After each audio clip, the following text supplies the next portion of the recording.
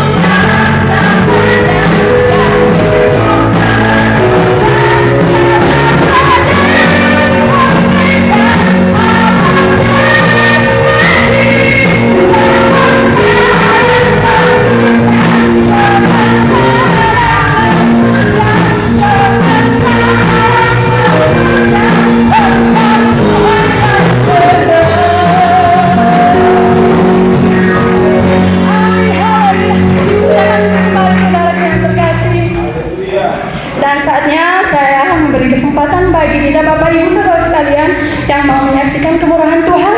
Kita tunggu dalam satu pujian. Semua orang harus tahu.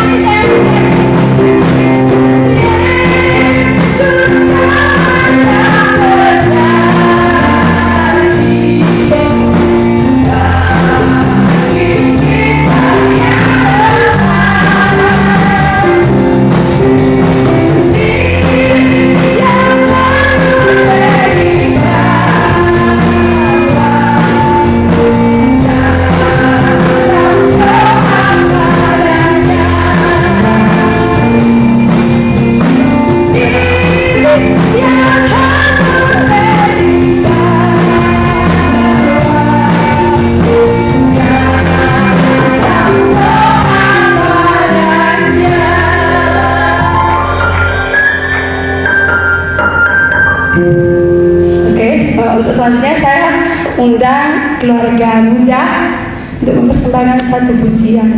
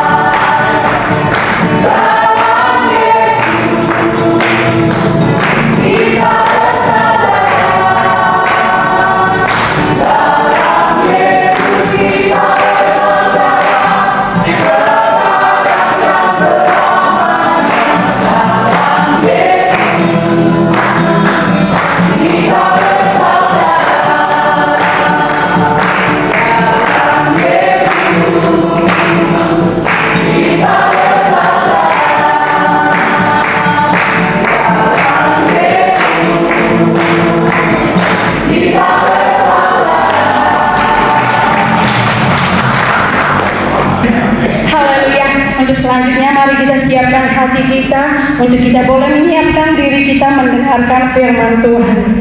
Terima kasih Tuhan untuk saat ini Tuhan, atas sukacita yang kami rasakan bersama. Terpujilah Engkau ya Tuhan. Dan kini saatnya Tuhan, kami mau serahkan hati kami sepenuhnya dalam Tuhan. Kami mau beri hati kami untuk diselidiki oleh Tuhan. Apakah kami sudah benar-benar mengasihi Tuhan atau belum? Karena Tuhan yang tahu setiap isi hati kami Tuhan. Oleh karena itu Tuhan, jangan pernah berhenti memproses setiap hidup kami, hati kami, sehingga kami boleh memperoleh hati yang layak di hadapan Tuhan. Amin. Lihat hati kami Tuhan. Apakah kami sudah benar-benar mengasihi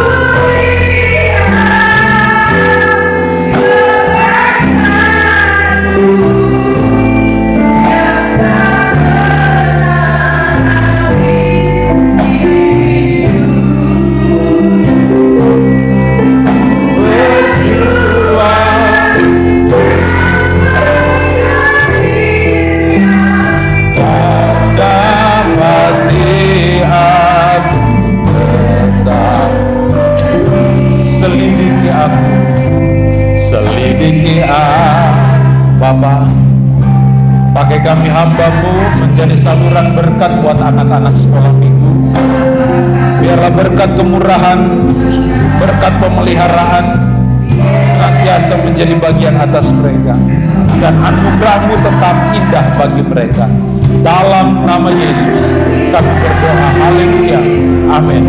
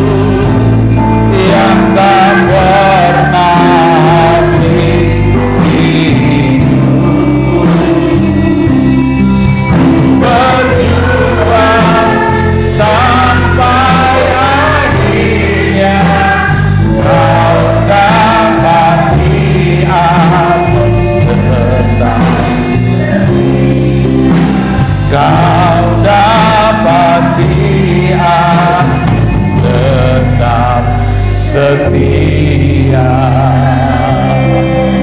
Haleluya. dengan pujian ini Tuhan, kami mau berjuang sampai Tuhan datang. Jemaat yang Kami mau- diberkati, saya sudah siapkan satu tema atau judul khotbah, ibadah atau konsekuensi dari sebuah ibadah yang logik. Nah, saya mau mengajak kita semua untuk buka satu ayat, yaitu ayat pokok kita hari-hari ini, Roma pasalnya yang ke-12. Saya kembali ingin memperdengarkan ayat ini buat kita hari ini, di mana dari ayat ini kita akan melihat hal-hal yang hebat, hal-hal yang besar, hal-hal yang dahsyat yang Tuhan siapkan bagi setiap kita yang ada di tempat ini. Roma pasal 12 ayatnya yang pertama. Demikian firman Tuhan atas setiap kita yang ada pagi hari ini. Saudara boleh memperhatikan ayat bacaan kita, dan saya akan baca dalam nama Yesus. Karena itu, saudara-saudara,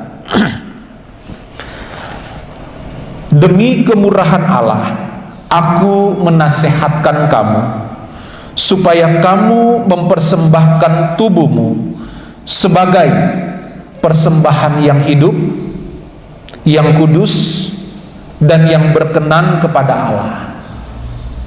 Itu adalah ibadahmu yang sejati.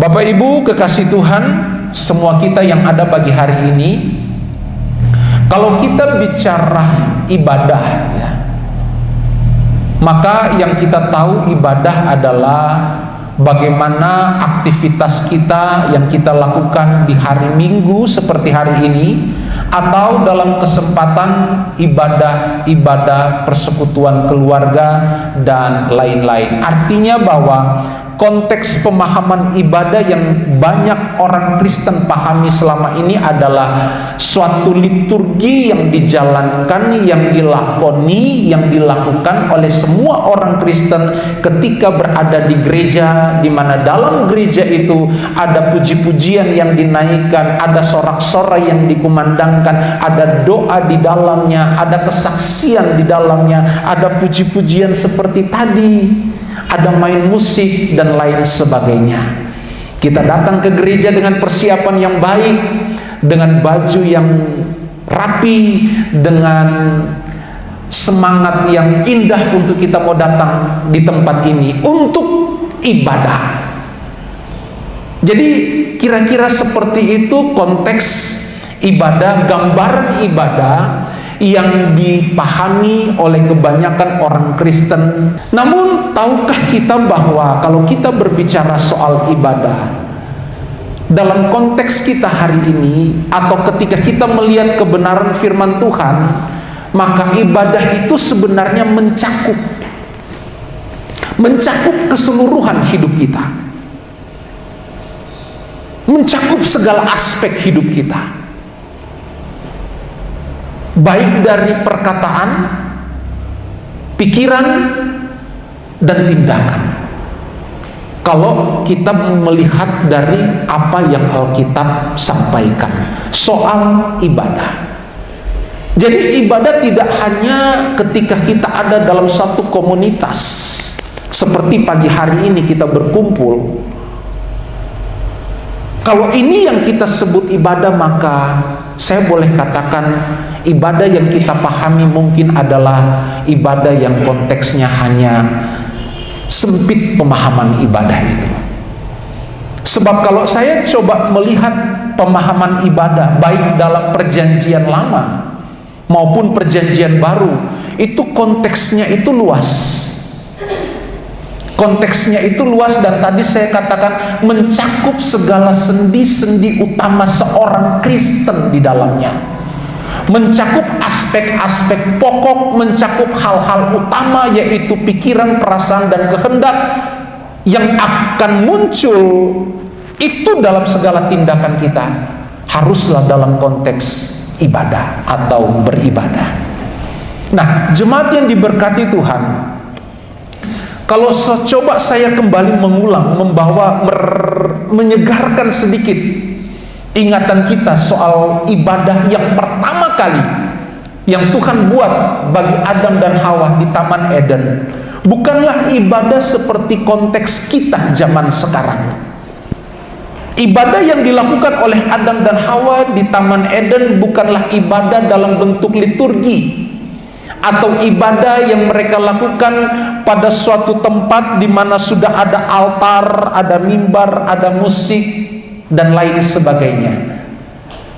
Tapi ibadah yang Tuhan atur atas Adam dan Hawa adalah bagaimana mereka bekerja, mengembangkan, mengusahakan, merawat Taman Eden. Itu konteks ibadah pada awal mula ketika di Taman Eden. Kata bekerja di dalam kitab Kejadian di situ menggunakan kalimat atau dalam teks Ibrani bahasa Perjanjian Lama avoda, yang artinya memiliki makna mengusahakan, bekerja, mengembangkan segala sesuatu yang Tuhan percayakan bagi Adam dan Hawa. Apapun yang ada di Taman Eden, mereka harus rawat itu, mereka harus bekerja itu, memberi nama setiap hewan, memberi nama setiap tumbuh-tumbuhan dan lain sebagainya, dan berinteraksi secara langsung, komunikasi, dialog secara langsung dengan Tuhan itu sendiri di Taman Eden. Itulah gambaran ibadah pada awal mula di Taman Eden. Nanti di zaman Musa baru mulai ada liturgi, dan itu berjalan terus sampai saat ini. Dengan banyak gereja yang muncul, maka liturginya pun bervariasi. Kita di tempat ini, aliran karismatik, aliran Pantekosta itu semua sama rata. Tepuk tangan, menyanyi, sorak-sorai, ketawa, menangis, teriak, melompat. Itulah warna liturgi kita di tempat ini. Beda dengan saudara kita dari Katolik atau dari Gemit, mereka lebih agak sedikit hening dan tenang. Tapi bukan soal itu inti dari sebuah ibadah. Kalau saya berbicara apa adanya, maka liturgi ini sebenarnya bukanlah inti dari sebuah ibadah. Liturgi ada karena memang itu suatu hal yang perlu dibuat atas satu kelompok yang berkumpul bersama-sama. Karena pada dasarnya setiap manusia, setiap orang itu punya watak dan karakter yang berbeda-beda. Itu sebabnya liturgi itu dibuat supaya teratur ini ibadah, indah ini ibadah. Tapi itu bukanlah dasar utama sebuah ibadah. Nah, seperti apa ibadah yang berkenan? Karena kalau kita lihat kebenaran firman Tuhan hari ini, dalam kalimat terakhir setelah panjang lebar dalam ayat ini, Paulus katakan, karena itu saudara-saudara, demi kemurahan Allah, aku menasehatkan kamu supaya kamu mempersembahkan tubuh sebagai persembahan yang hidup, kudus, dan yang berkenan kepada Allah. Itu adalah ibadahmu yang sejati. Ibadah yang logika, ibadah yang masuk akal, ibadah yang diperkenankan oleh Tuhan, ibadah yang layak atau ibadah yang diterima oleh Tuhan, ibadah yang masuk akalnya Tuhan. Nah, untuk supaya ibadah itu masuk akalnya Tuhan atau diterima oleh Tuhan, maka kita nggak bisa melepas tuntutan-tuntutan yang ada di dalam ayat ini, yaitu datang dan mempersembahkan hidup sebagai bentuk korban persembahan bagi Tuhan. Hidup yang bukan hanya asal hidup, tapi hidup yang mana kita komitmen, aku bawa hidupku sebagai hidup yang kudus dan yang berkenan bagi Tuhan. Agar supaya apa? Agar supaya ibadah kita adalah ibadah yang diterima oleh Tuhan. Nah, kalau saya persoalkan ini, siapa di antara kita hari ini yang rindu supaya ibadahnya itu diterima oleh Tuhan? Maka kita akan sepakat angkat tangan semua hari ini. Amin. Kalau saya tanya lagi, di antara setiap kita yang hadir, baik saudara yang ada duduk di bangku bawah atau yang ada di atas, siapa di antara kita yang rindu supaya ibadahnya itu diberkati oleh Tuhan? Maka kita serentak sepakat, saya setuju Om. Tapi apakah sampai hanya di situ persoalan ini? Tentu tidak. Masalahnya adalah bagaimana sikap kita datang beribadah. Apakah kita hanya datang beribadah setiap minggu karena ada tuntutan dari gereja, ada tuntutan dari Bapak Gembala, ada hal yang harus kita penuhi karena saya terlibat dalam kelompok musik, saya datang karena saya terlibat, sudah dijadwalkan jauh-jauh hari dalam setiap jadwal di tempat ini. Saya harus datang menunjukkan bahwa saya ibadah supaya nanti jangan sampai Bapak Gembala pikir saya sudah tidak ada lagi di Ruteng atau pindah ke daerah. No. Saya mau bawa kita untuk memahami suatu konsep ibadah. Walaupun tema ini sebenarnya tema yang umum, yang banyak atau kerap kali disampaikan di mimbar-mimbar gereja. Tapi saya mau mengajak kita untuk coba saudara sedikit fokus hari ini. Karena saya percaya ada suatu hal yang dahsyat, ada suatu hal yang besar yang Tuhan mau sampaikan, yang Tuhan mau berikan bagi kita di tempat ini terkait dengan ibadah kita, agar akhir dari ibadah kita ketika kita pulang tinggalkan tempat ini, kita bawa berkat yang besar dari Tuhan atas ibadah yang kita lakukan hari ini. Setuju nggak? Beri sorak-sorai dulu dong bagi Tuhan. Nah, jemaat yang diberkati Tuhan, saya langsung mau masuk dalam pokok-pokok poin penting aja. Nah, kalau kita bicara ibadah Bapak Ibu, ada suatu pernyataan dari seorang hamba Tuhan, dari seorang wakil, dari seorang nabi besar, Musa. Dia punya seorang penerus setelah Musa itu selesai tugas, selesai melakukan segala visi misi yang diberikan Tuhan Allah, dan Musa itu meninggal, dilanjutkan oleh seorang wakilnya. Siapa kira-kira? Yosua.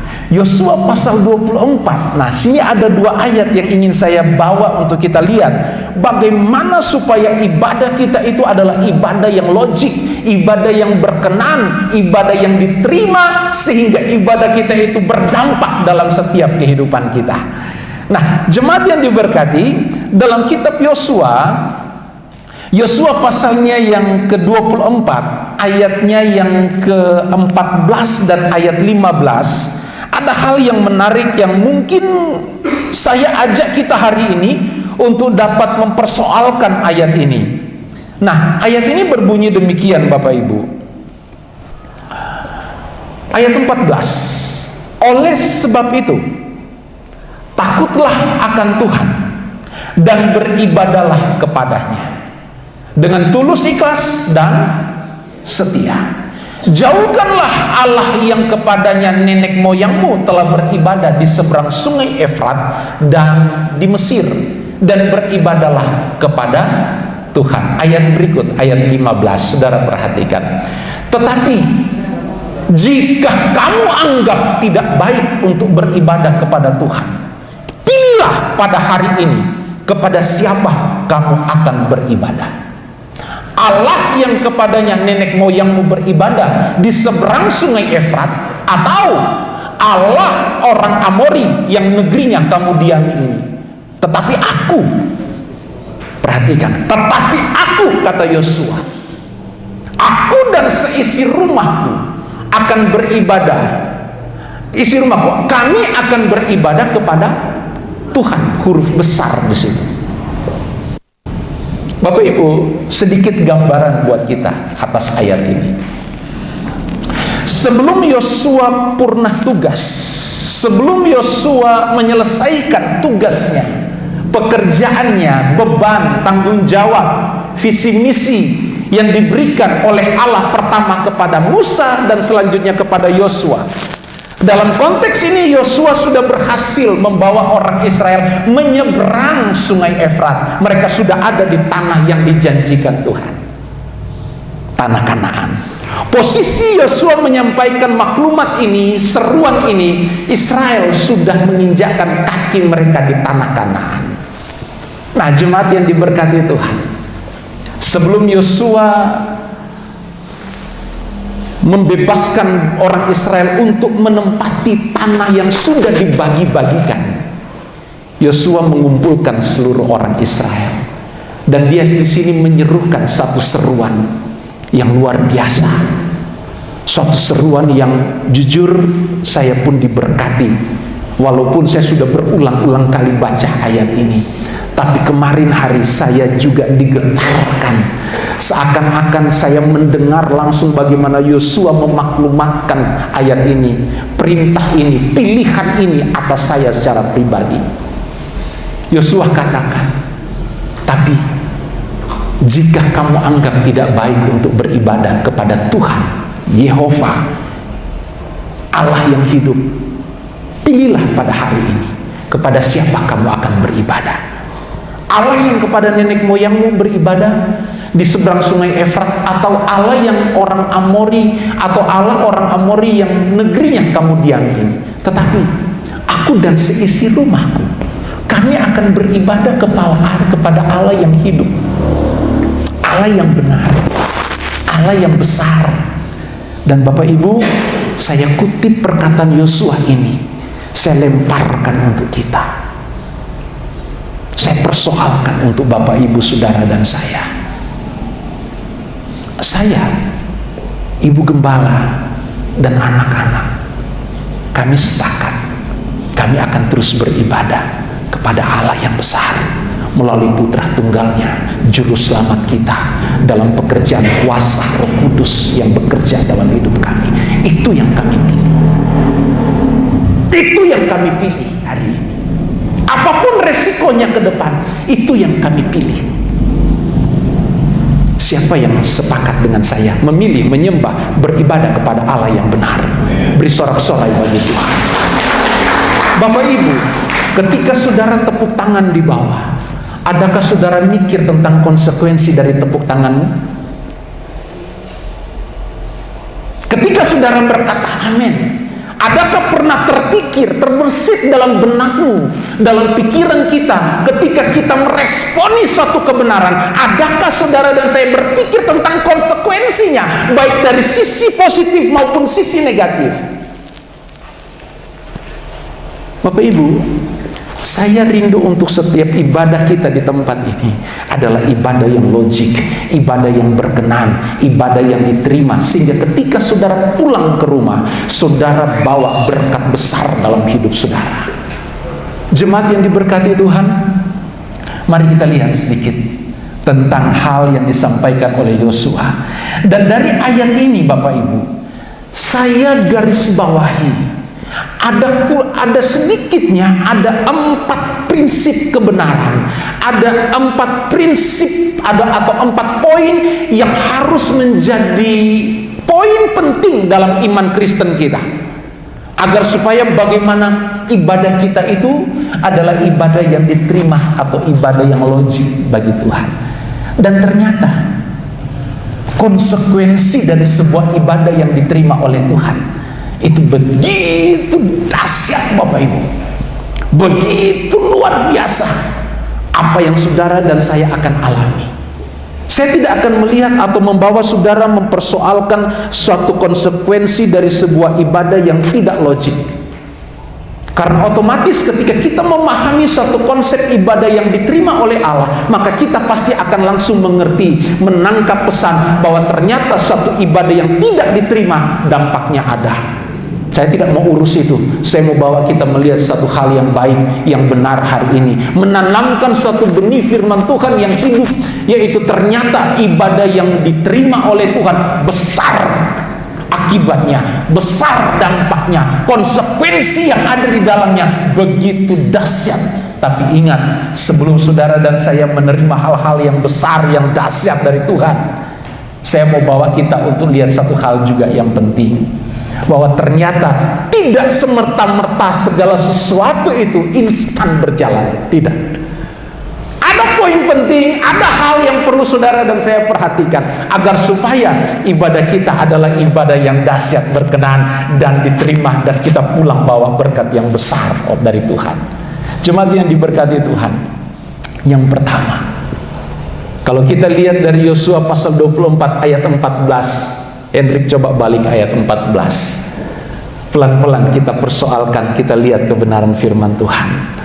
Tapi saya mau tanya sekali lagi, di antara kita hari ini yang setuju, yang mau bersama-sama saya, ibadahnya adalah ibadah yang mau diterima oleh Tuhan, beri sorak-sorai dong.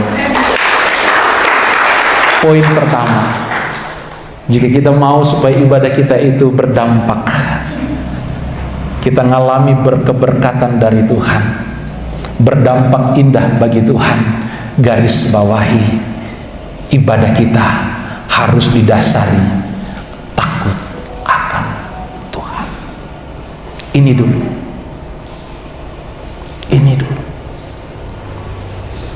Sekalipun poin ini bukan suatu poin yang baru, karena kalau kita bicara takut akan Tuhan, kerap kali, banyak kali saya berbicara tentang takut akan Tuhan. Tetapi jujur, hari ini saya dapatkan satu rema yang baru, suatu berkat besar yang baru terkait takut akan Tuhan.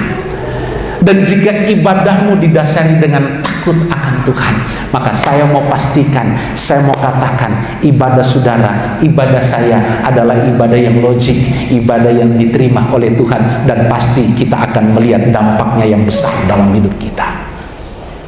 Jemaat yang diberkati, kata takut akan Tuhan, kata takut akan Tuhan di sini, kalau kita lihat kebenaran firman Tuhan di dalam kitab Perjanjian Lama, ya, kalau saya lebih persempit, kalau saudara lihat kitab Mazmur, ya, di sana banyak berbicara tentang atau menitik beratkan takut akan Tuhan. Dan kalau saudara jeli memperhatikan penekanan ketika saudara menemukan kata takut akan Tuhan di dalam kitab Mazmur, dalam banyak pasal dari 1 sampai 150, saudara akan lihat ada satu keterkaitan. Setelah satu poin ketika pemazmur berbicara tentang takut akan Tuhan, di situ ada titik berat kemudian atau kelanjutan soal konteks ibadah. Takut akan Tuhan selalu terkait erat dengan ibadah. Dan setelah takut akan Tuhan dikaitkan dengan ibadah, maka setelah itu ada efek, ada konsekuensi, ada akibat dari seseorang yang melaksanakan atau melakukan ibadahnya didasarkan pada takut akan Tuhan yang benar. Saya harus tambahkan kata yang benar, karena banyak orang Kristen ketika ditanya, kamu takut akan Tuhan? Oh ya, saya takut akan Tuhan. Tapi persoalannya, apakah dia ngerti takut akan Tuhan yang benar? Belum tentu. Belum tentu. Nah, saya mau bawa kita untuk mengerti, memahami kata takut akan Tuhan dengan benar. Nah, kata takut akan Tuhan dari bahasa Ibrani ada dua kata, yira dan pakar, yang mana dari dua kata ini mengandung pengertian begini. Kata takut akan Tuhan mengandung makna begini, hormat, bukan hormat secara badani begini, no. Tapi hormat di sini menunjukkan bagaimana kita enggan atau tidak mau sampai hati Tuhan itu terluka. Itu sikap hormat yang kita tunjukkan.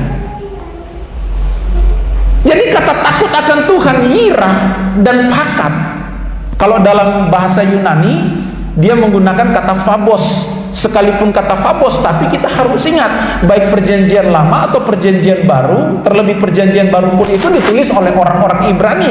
Jadi sangat kental filosofi dan tradisi Ibrani di dalam semua kitab perjanjian lama, sekalipun itu ditulis dalam bahasa Yunani atau ditranslate dalam bahasa Yunani. Nah, saya nggak persoalkan itu nanti.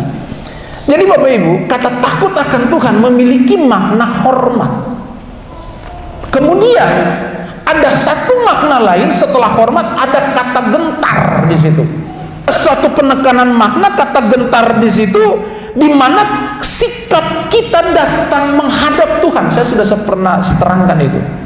Kata gentar di sini, kita punya sikap untuk datang beribadah kepada Tuhan. Selain hormat, gentar, ada satu makna takut akan Tuhan adalah kita kagum dengan Tuhan.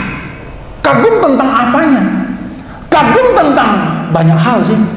Tentang bagaimana kemurahannya dalam hidup kita. Ada nggak saudara ketika bangun pagi engkau terkagum-kagum? Wow, aku masih bisa napas Tuhan. Wow, aku masih bisa nikmati kopi pagi hari ini. kagum terhadap berkat kebaikan, penyertaan, pemeliharaan Tuhan, yang mana kita nggak mungkin bisa balas semua itu. Kita harus memosisikan Tuhan dalam konteks ini, mengagumi Dia karena kemurahannya yang besar. Jadi jangan di sini kita diajar untuk tidak sombong, tidak lupa diri bahwa kita ada bukan karena kita, tapi karena kemurahan Tuhan. Berikut, kata takut akan Tuhan, ada satu penekanan yang berikut adalah kasih yang dalam kepada Allah. Kalau kita persoalkan kasih yang dalam ini, seperti apa sih sikap kita menunjukkan kasih kita yang dalam kepada Allah? Itu persoalannya bisa dijawab oleh pribadi lepas pribadi. Jadi Bapak Ibu, ketika kita pahami kata takut akan Tuhan memiliki makna hormat, gentar, kagum kepada Allah dan kasih yang mendalam kepada Allah, maka ketika kita pahami poin-poin ini akan berdampak dalam hidup kita, di mana kita pasti akan mampu bawa hidup kita pada satu titik yang namanya ketaatan penuh kepada Tuhan. Kita pasti akan taat, kita pasti akan total mengabdi kepada Tuhan. Dengan segenap hidup kita akan berikan untuk Tuhan. Itu sebabnya Paulus tidak pernah salah. Supaya ibadah kita diterima, ibadah kita masuk ke akal bagi Tuhan, maka persembahkanlah hidup kita sebagai korban persembahan. Kata korban di situ memiliki satu penekanan di mana kita totalitas mau beri hidup kita, kasih kita, kegentaran kita, rasa hormat kita hanya untuk Tuhan, tidak ada yang lain. Bapak Ibu, jadi dampaknya ketika kita takut akan Tuhan secara benar, maka hidup kita ini akan berjalan hari demi hari dalam segala proses. Mau sakit ke, mau senang ke, karena kita ngerti kata takut akan Tuhan yang benar, maka dalam segala proses hidup kita tidak akan menghalangi iman Kristen kita. Kita pasti akan menuju pada ketaatan yang berkenan bagi Tuhan. Tidak mungkin tidak. Orang Kristen yang benar-benar takut akan Tuhan, hidupnya akan sampai pada satu titik, dia akan totalitas, militan, ekstrim untuk selalu menyenangkan hati Tuhan. Dan itu bisa nampak kok.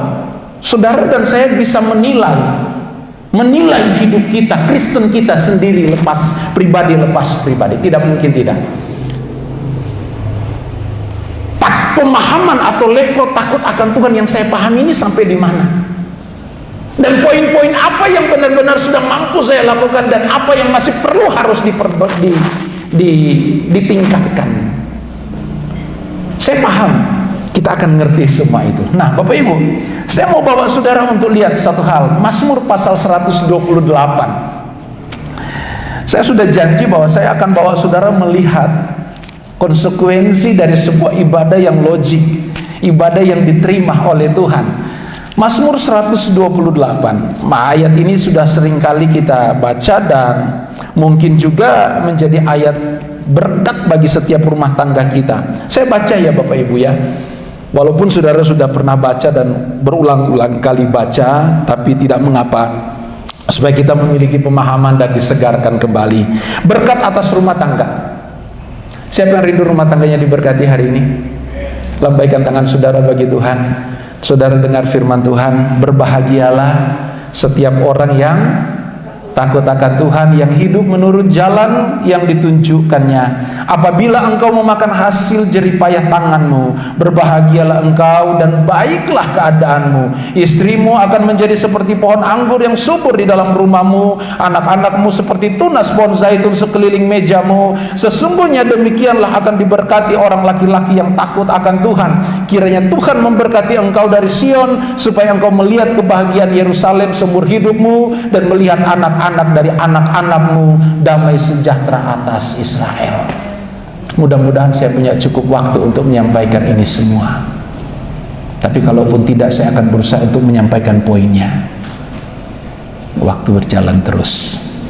Bapak Ibu, ketika kita memahami konteks takut akan Tuhan yang benar, saudara lihat konsekuensinya apa, akibatnya apa dalam kehidupan rumah tangga kita. Orang Kristen yang benar-benar beribadah dengan ibadah yang diterima oleh Tuhan. Bapak Ibu, di sini dikatakan bahwa berbahagialah setiap orang yang takut akan Tuhan. Ketika kita takut akan Tuhan secara benar, Alkitab katakan berbahagialah orang tersebut. Apa sih berbahagia? Bukan hanya sekedar hura-hura atau berbahagia ketawa-ketawa. Tapi kalau saya coba bawa secara cepatnya, kata berbahagia dalam ayat ini memiliki suatu makna yang luar biasa indah, Bapak Ibu.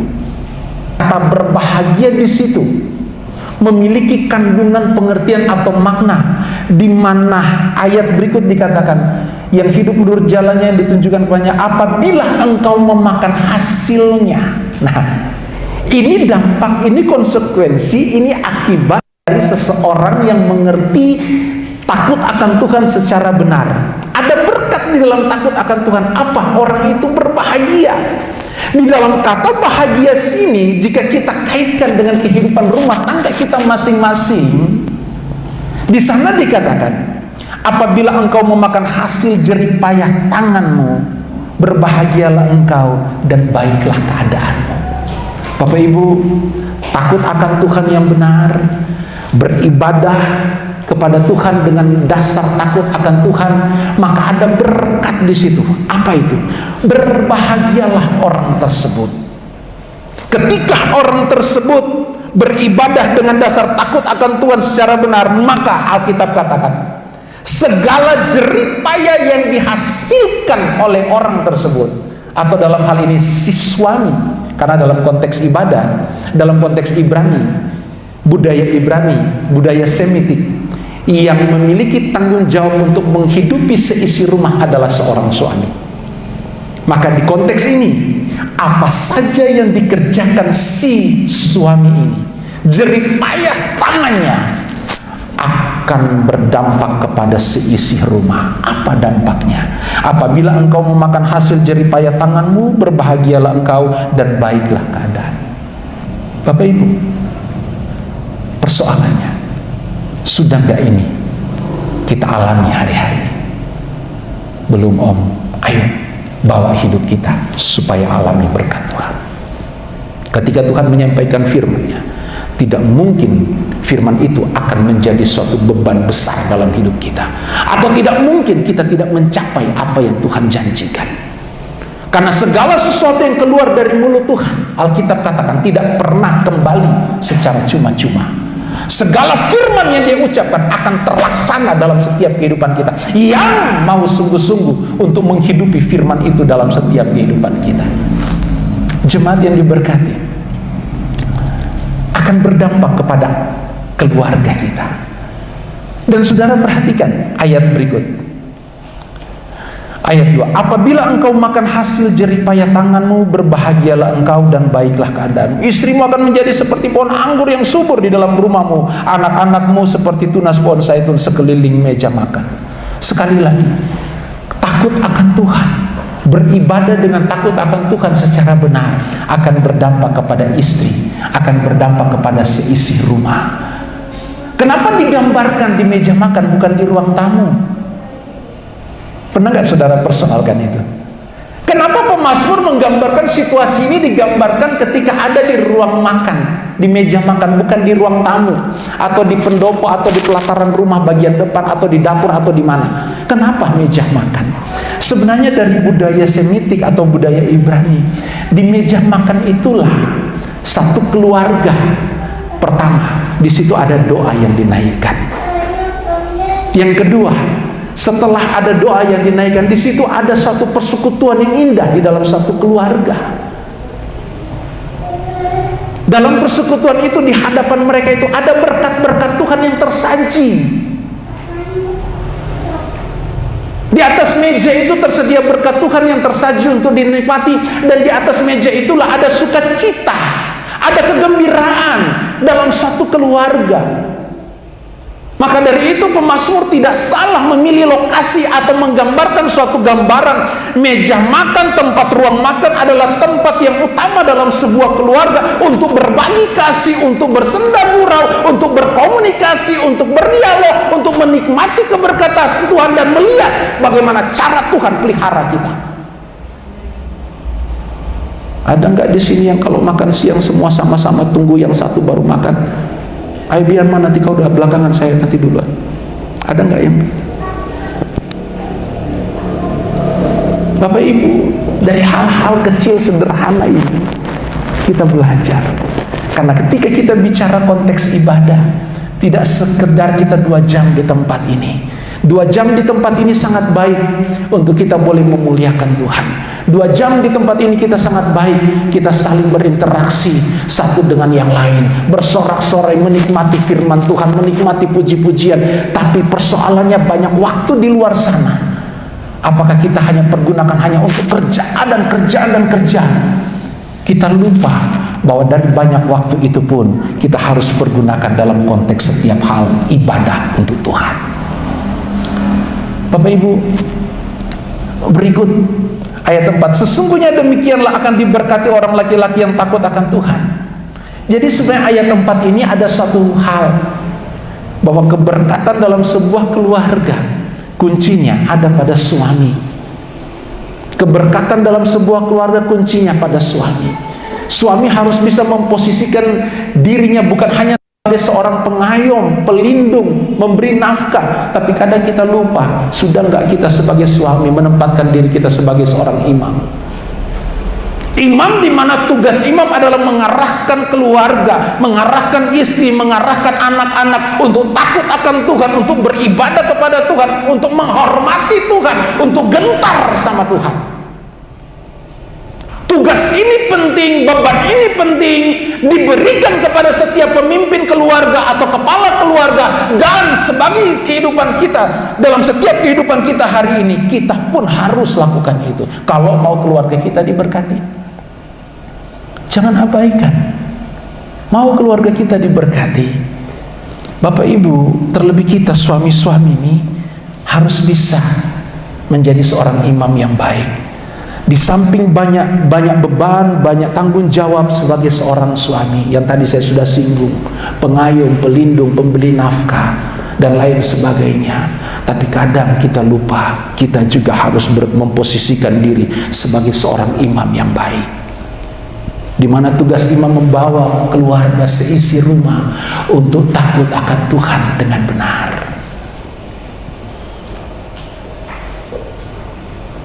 Kenapa suami-suami tegang lihat saya?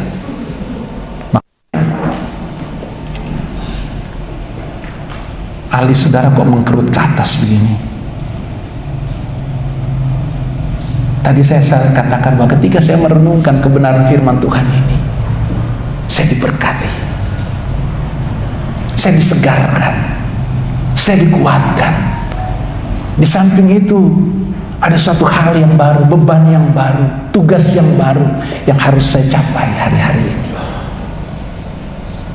Lanjut. Kiranya Tuhan memberkati engkau dari Sion supaya engkau melihat kebahagiaan Yerusalem seumur hidupmu. Saya tidak bahas ayat 5. Ayat 5 tercakup dengan kehidupan orang Israel, karena orang Israel tidak bisa melepaskan kota mereka, kota yang suci, tanah pilihan Tuhan. Saya nggak ngomong soal itu, nanti ujung-ujungnya kita sampai lagi ke perang Hamas. Enggak. Ayat 6, dan melihat anak-anak dari anak-anakmu, damai sejahtera atas Israel. Saya putuskan kata Israel yang terakhir. Saya mau kutip ayat ini untuk diterapkan dalam hidup kita. Dalam sebuah ibadah yang logik, dalam sebuah ibadah yang diterima oleh Tuhan adalah ibadah di mana kita persembahkan segenap hidup kita total untuk Tuhan, tidak ada bagi dunia. Maka ibadah kita akan menjadi satu ibadah yang sejati. Dan ibadah yang sejati kita harus pahami, ibadah yang diterima adalah ibadah yang dilandasi dengan takut akan Tuhan. Dan pemahaman takut akan Tuhan haruslah yang benar. Dan ternyata takut akan Tuhan ketika benar-benar kita paham dan kita lakukan ada efeknya, ada konsekuensinya, ada dampaknya yang besar terjadi dalam kehidupan kita. Apa? Ayatnya yang ke-6.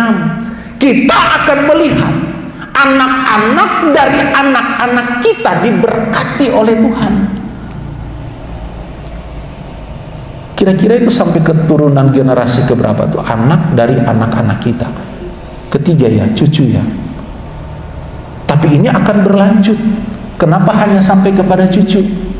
Karena puji Tuhan kalau Tuhan masih beri kita umur panjang, kita masih lihat cicit kita. Tapi rata-rata cuma sampai cucu, selesai kita. Tapi jangan ragu, walaupun kita nggak lihat, tapi setelah anak-anak kita punya anak-anak dan anak-anak mereka punya anak, pasti terus diberkati oleh Tuhan. Amin. Ya, kok nggak ada yang sorak-sorai sih bagi Tuhan? Pasti diberkati oleh Tuhan. Bapak Ibu, saya akan akhiri dengan satu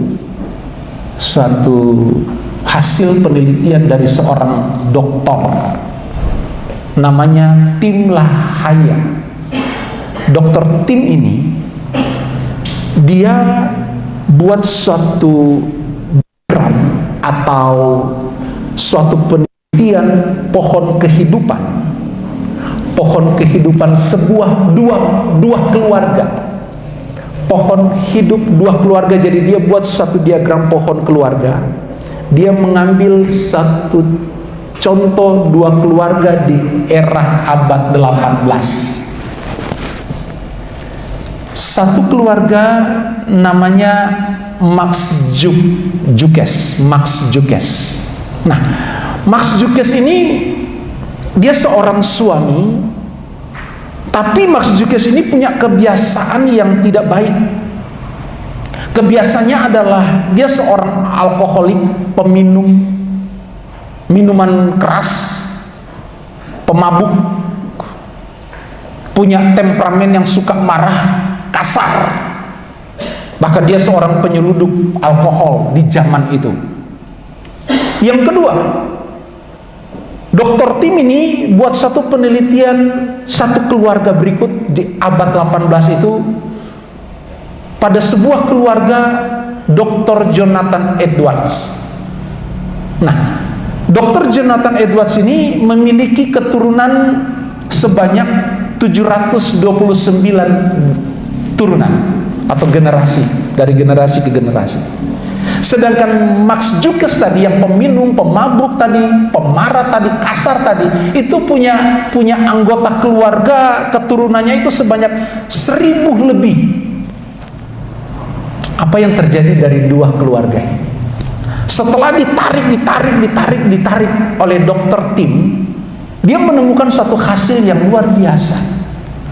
Dari keturunan Max Jukes ini yang 1000 sekian keturunan, itu dia kelompokkan. Dari 300 orang dalam keturunan dari Max Jukes ini, 300 orang mati muda. 100 orang keluar masuk penjara. 190 orang lainnya, khususnya wanita, pelacur. Dan 100 orang lain pemabuk berat. Sedangkan dari keturunan Dr. Edwards yang memiliki keturunan 729 keturunan tadi, oleh Dr. Tim dia menemukan, dia golongkan, dia kelompokkan 300 orang dari keturunan Dr. Edwards, 300 orang menjadi penginjil, 65 orang menjadi profesor di university, tersebar di university yang ada saat itu, 13 orang menjadi penulis terkenal, 3 orang duduk dalam pejabat pemerintahan, dan 1 orang yang namanya Aaron Burr itu adalah wakil presiden Amerika yang ketiga. Apa yang saya mau tekankan untuk kita persoalkan hari ini? Bahwa sikap dan keputusan seorang suami atau kita hari ini menentukan bagaimana anak cucu kita ke depan.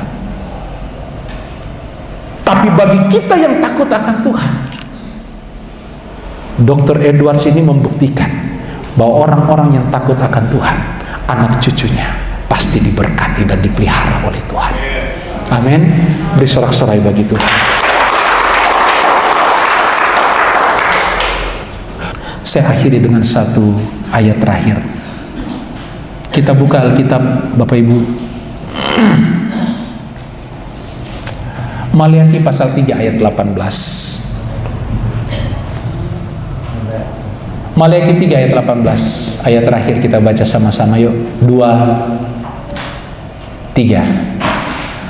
Maka kamu akan melihat kembali perbedaan antara orang yang benar dan orang fasik, antara orang yang beribadah kepada Allah dan orang yang tidak beribadah kepadanya. Amin. Ada perbedaan, dan Tuhan gak mungkin salah. Ada perbedaan antara orang yang benar-benar beribadah dan orang yang tidak benar-benar beribadah. Orang fasik bukan hanya sekedar mereka fasik, tapi konteks fasik di sini adalah orang yang ngerti Tuhan, ngerti hukum-hukum Tuhan, tapi mereka tidak takut akan Tuhan. Sedangkan orang yang takut akan Tuhan, tidak perlu diragukan, dia pasti beribadah dengan benar kepada Tuhan. Apapun tantangan, apapun masalah, dia pasti terus akan beribadah kepada Tuhan. Saya kemarin sedikit menulis di Facebook saya. Terkadang kita tidak menyadari bahwa ketika kita tidak mengerti atau tidak takut akan Tuhan secara benar, itu satu kerugian besar. Dan banyak orang tidak menyadari, yang mereka tahu adalah musuh terbesar hanyalah iblis atau setan. Memang setan atau iblis adalah musuh terbesar, tapi dia ada di luar pribadi kita. Musuh terbesar yang paling besar adalah diri kita sendiri, yang terkadang kita nggak sadar itu. Dan satu hal yang membuat kita tidak sadar bahwa terkadang diri kita adalah musuh yang terbesar. Musuh ini yang berdiam dalam bercokol dalam diri kita terkadang mematikan, menghambat keseriusan kita dalam beribadah kepada Tuhan, takut akan Tuhan. Dan ini suatu ancaman. Ini ancaman yang sangat mematikan kalau sampai kita tidak beribadah kepada Tuhan secara benar dan baik.